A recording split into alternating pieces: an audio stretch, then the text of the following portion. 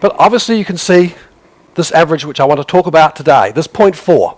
Now the number's not critical, the relativity is. Because what I want to find out is, what are the common story about what's up there in that green zone compared to what's in that yellow zone? And I'm sure every one of you here that's listening and watching who has a child in a school, if I said to you, do you want your child in a school of a teacher that has a systematic impact in the green zone or the yellow zone, it's easy. Yeah? All right. So let's start and look at some of the effects. And I want to start with looking at structural things. And I'm going to suggest to you that many of the things on this list dominate our debates about education. We have to give more money. We have to fix the class size. We have to do ability grouping. We have to come up with different kinds of schools and charter schools, yeah? So, what do you think the effect of those are? Do you think they're going to be above the 0.4 or below the 0.4? I've got 200 different things, so where would they rank? Well, I can't find a single structural effect that's greater than 0.4. The majority of things that we debate in education don't matter much. And I say we because I include teachers in that along with the rest of us. The structural things, yeah, we need to get them right. But in terms of the hierarchy of this business, nah. So what about these ones? What about some attributes of the students? We all know that if only schools had the right students, life would be easy. So you can see some of the attributes up there. So what do you think their effects are? Greater than 0.4 or less than 0.4? Does it matter who the kids are? No. What works in our business works for most kids, if not all kids. It's very hard to find differences.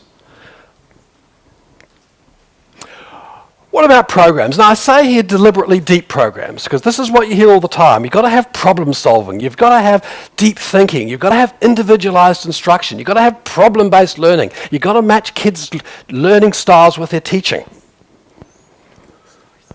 So what do you think? No. They don't matter.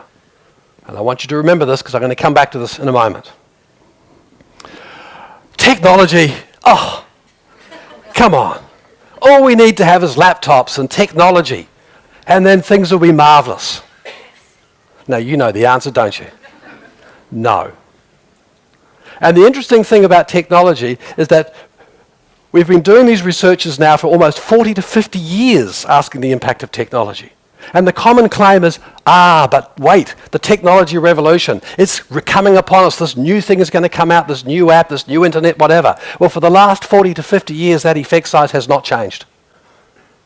Technology is the revolution that's been coming for 35 years. And it's not here yet. Okay. These are the kind of things that I would argue are the politics of distraction. The kind of things that we talk about in our business so often, which means we avoid addressing what really matters in schools. And I get so frustrated when you read the media, when you listen to the debates, everywhere, in classrooms, in staff rooms, in professional development sessions, particularly in the media, particularly amongst our politicians, they want to solve these things. Why? Well, one reason, simple. You can see a lot of these things. You're not going to be able to see easily what's on the other side of the equation. And so one of my missions in this TED Talk today is, can we, when we hear these kind of discussions, ask those people to go into another room so we can talk about what really matters? Let's get to the good story. Now, the first thing with those numbers, you can see, dramatically different. And my point is that the biggest effect in our business is expertise of the teachers.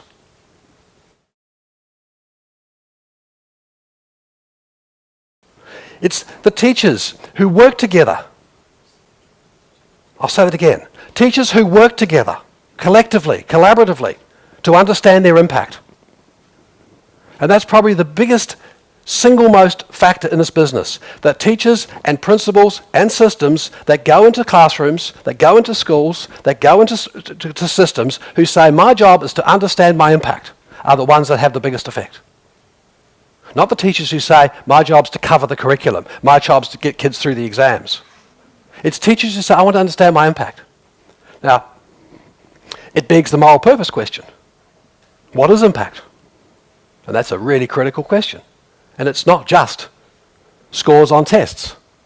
One of the things that I think is critical is how do we get kids to reinvest in this business called learning so they want to do more of it.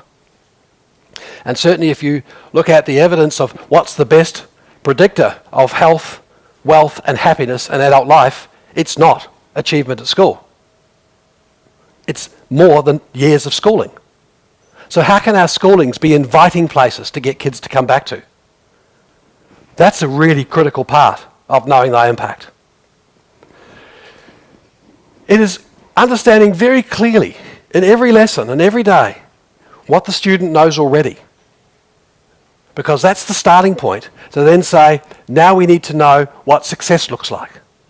So you don't go in there and just create a set of interesting materials that I hope every kid has some point of starting point. Knowing deeply where a kid starts.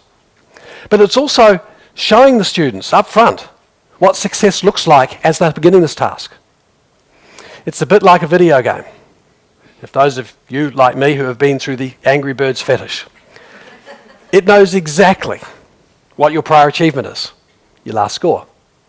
It then sets a target, a goal, a success, kind of using the Goldilocks principle, not too hard, not too easy. And then it piles in feedback and information and gives you multiple tries. A lot of deliberate practice you put into it to reduce that gap. And then what happens? They increase the standard and they increase the success. And you want to reinvest and reinvest. It's no different in our schooling. Except the critical difference is that so often in our schools, the students don't know what success looks like in the series of lessons. Errors, mistakes. Hey, what's the point of going to school if you know it already? The reason you go to learning is because you don't know. And not knowing is an incredible opportunity. And how can we get our schools and our classrooms to create climates with a lot of trust so that it's okay to make mistakes and errors? Maximising feedback to teachers. How can we get teachers to get feedback about their impact?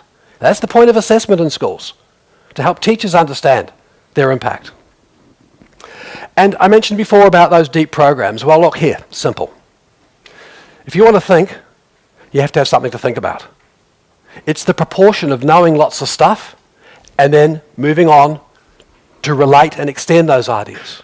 And if you're learning something for the first time here today, you need a lot of surface detail before I can get you then to start thinking of connections. It's that proportion. And it's knowing when, as a teacher, to move from knowing stuff to relating that stuff is the key. And it's that Goldilocks principle of challenge. Not too hard, not too easy. And then asking the students, teaching them the learning strategy so they can deliberately practice with a lot of coaching from us as teachers to reduce that gap from where they are to where they want to be. And certainly my message here today is it's this notion of expertise that's incredibly powerful in this business.